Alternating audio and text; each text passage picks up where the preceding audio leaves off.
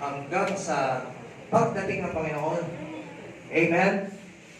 Anong sagot ko? Sumunod kayo. Dati, sumasagot tayo, di ba? Excited. Ikaw naman lalaki.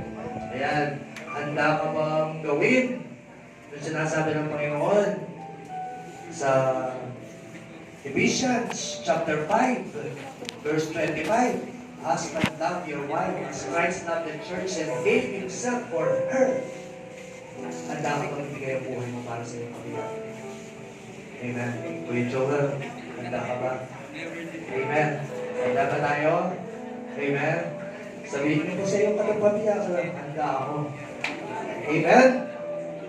Amen. Sige po, you may kiss the bride. Joke lang po. Ayan. Okay. Sabi natin, infinite love